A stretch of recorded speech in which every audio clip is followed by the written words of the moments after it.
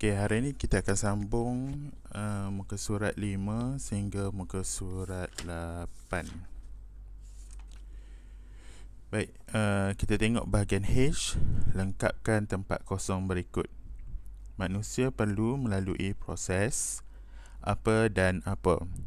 Manusia perlu melalui proses perkumuhan dan penyahtinjaan untuk mengeluarkan bahan buangan yang ada dalam badan.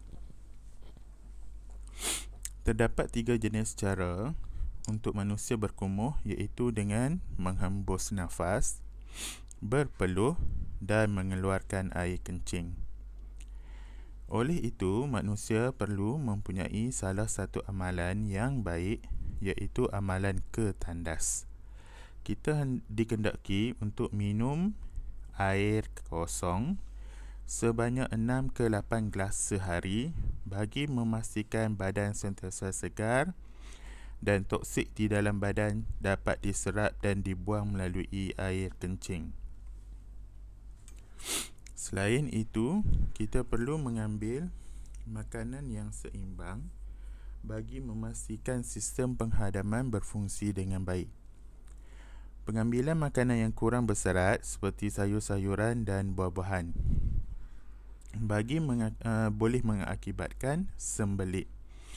Nescaya kita tidak boleh mengabaikan amalan ketandas kerana salah satu cara bagi memastikan tahap kesihatan diri kita berada pada paras yang sihat dan selamat.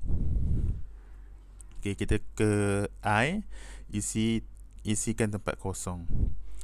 Manusia mempunyai 5 organ deria, iaitu kulit, mata, hidung, lidah dan telinga.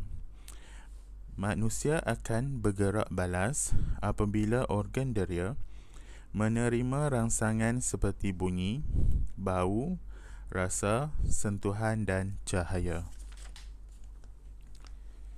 J. Tuliskan organ deria dan rangsangan yang terlibat. Okey, berpandukan kepada gambar, gerak balas yang ditunjukkan pada nombor 1 adalah seorang budak perempuan sedang membaca di dalam gelap.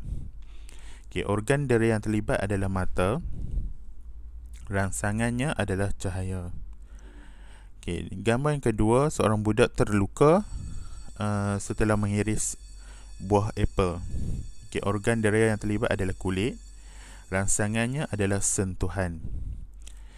Okay, gambar yang ketiga, seorang budak lelaki sedang mendengar muzik. Okay, organ deria yang terlibat adalah telinga. Rangsangannya adalah bunyi.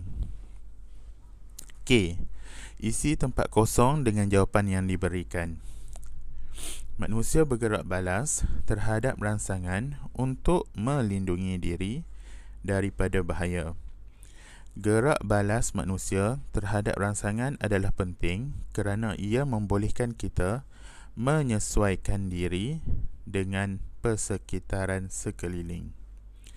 Keupayaan kita bergerak balas dengan cepat terhadap bau busuk boleh menjauhkan kita daripada menghidu gas berbahaya. Kulit manusia boleh mengesan suhu sekeliling lalu mengawal atur persekitaran dalam badan. Manusia mempunyai 5 organ deria yang perlu dijaga dengan baik supaya setiap rangsangan dapat dikesan dengan elok. L. Rajah menunjukkan 2 situasi. Jawab soalan berikut. Kena pasti rangsangan bagi setiap situasi. Situasi A, bau makanan. Bau makanan, bau wangi. Situasi B, seorang budak lelaki menyentuh bekas yang panas, objek panas. Apakah yang akan dilakukan oleh budak itu? Tandakan tik pada jawapan yang betul. Dia akan menutup hidung dengan serta-merta. Salah. Menuju ke arah makanan tersebut. Betul. Dia akan pergi jauh daripada makanan tersebut. Salah. Situasi B, dia akan sentuh cawan panas tersebut. Salah.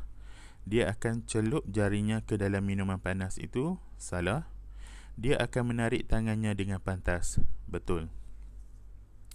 Berikan satu sebab inference mengenai tindakan kedua-dua budak berdasarkan jawapan kamu di 2.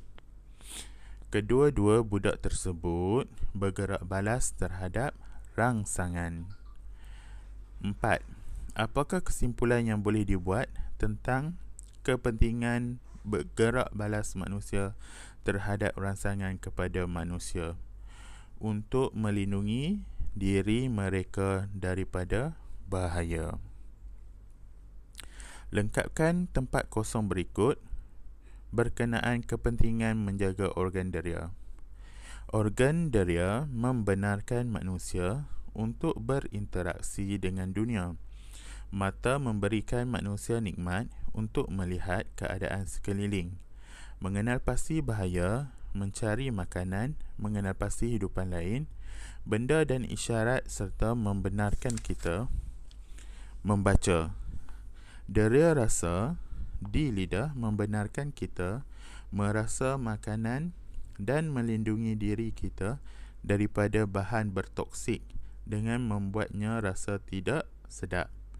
Telinga membenarkan kita mendengar dan berkomunikasi dengan manusia lain, manakala kulit membenarkan kita menyentuh dan merasa suhu. Kesimpulannya, organ deria adalah penting untuk kemandirian diri manusia. Tanpa penjagaan yang elok terhadap organ deria, ia boleh mengakibatkannya tidak berfungsi dengan baik sekaligus mendedahkan diri kita dengan kecederaan atau bahaya yang mudah. Bersama kawan, perihalkan secara lisan tabiat yang perlu dielakkan yang boleh menyebabkan kerosakan pada deria. Okey, pada gambar yang satu, yang ni awak kena bincang saja. Okey, awak bincang, awak fikir tengok. Okey, jika kita tengok gambar yang pertama ni, jangan makan makanan yang terlalu pedas. Okey, macam sekarang ni viral makan makanan Korea yang pedas tu.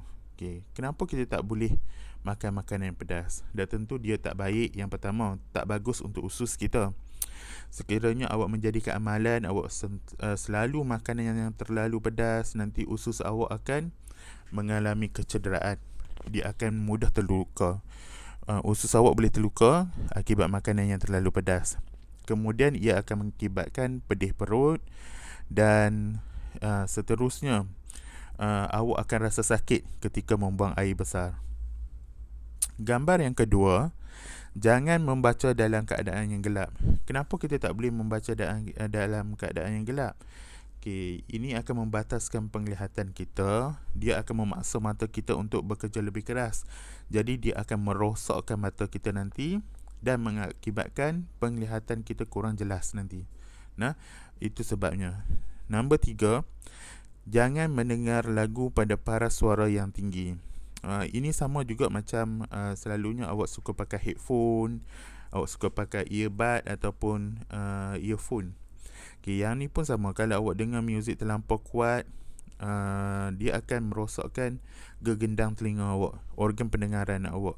Seterusnya dia boleh mengakibatkan telinga kita menjadi pekak. Dan malangnya lah sekiranya keadaan ini berlaku, keadaan ini sukar untuk diubati. Okey, yang terakhir, nombor 4 ni, jangan membersihkan telinga dengan objek yang tajam. Kenapa? Okey, dah tentunya objek yang tajam apabila kita masukkan ke dalam telinga kita, ia boleh mencederakan organ pendengaran kita. Sekiranya terkena pada gegendang telinga kita seumpamanya, ia boleh mencederakan, melukakan gegendang telinga kita, kawasan di dalam telinga. Seterusnya juga boleh menyebabkan kita menjadi pekak. Okey, amalan ini adalah amalan yang berbahaya. Tak boleh dilakukan lah.